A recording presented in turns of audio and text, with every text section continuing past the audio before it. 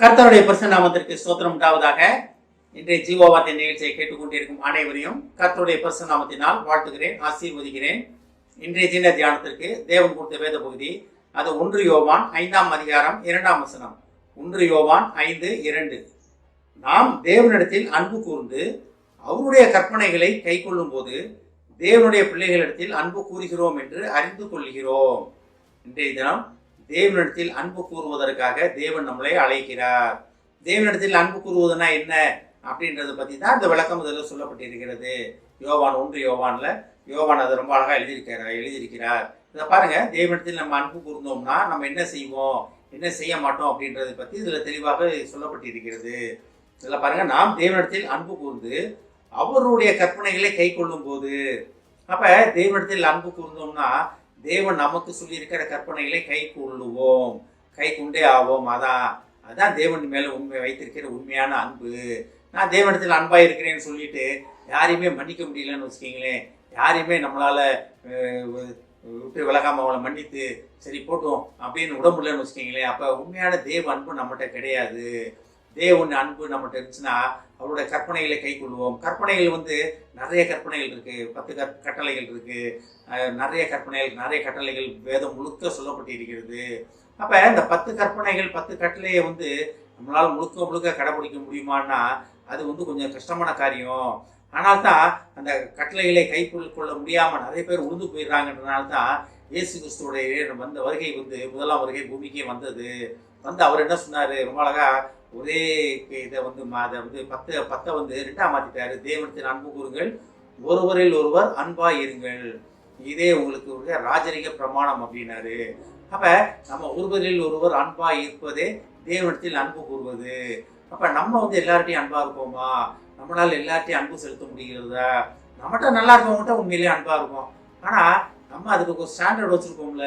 இப்பெல்லாம் யார் தெரியுமா, இவெல்லாம் அப்படிதான் வச்சிருப்பேன், இவெல்லாம் அப்படி வச்சாதான் அவனுக்குலாம் புரியும், வீட்டை என்னால் உண்மையெல்லாம் எல்லாம் நடத்த முடியாதவன், அவன் எவ்வளோ மோசமானவன் அப்படின்ற இதில் தான் நம்ம இருக்கோம். ஆனால் தேவனிடத்தில் அன்பு கூர்ந்து அவர் கற்பனைகளை கை கொள்ளும் பொழுது நம்ம அடுத்து எப்படி இருக்கோமா, தேவனுடைய பிள்ளைகளிடத்தில் அன்பு கூறுகிறோம் என்று அறிந்திருக்கிறோம்.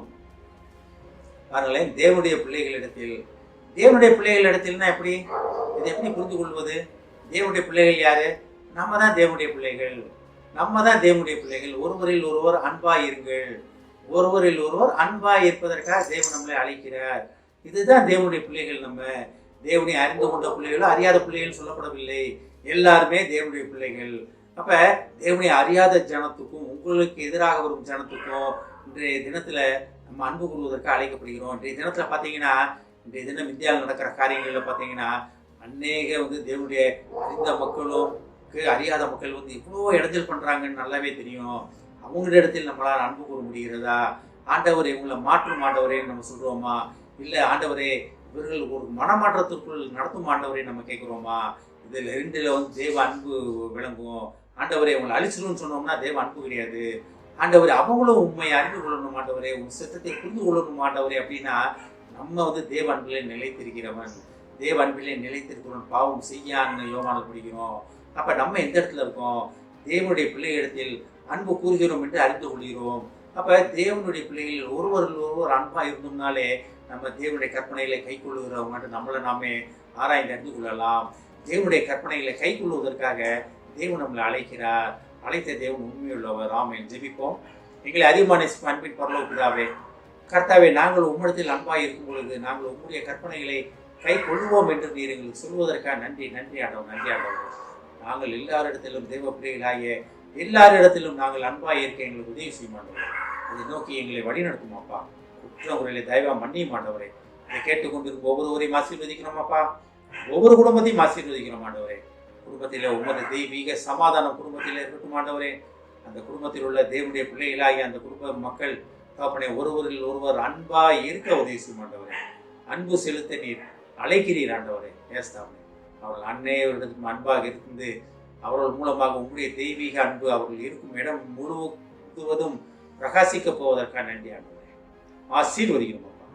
இயேசுவின் மூலமாக கேட்கிறேன் நல்ல பிதாவே. ஆமென். கர்த்தர் உங்களை ஆசீர்வதிப்பாராக.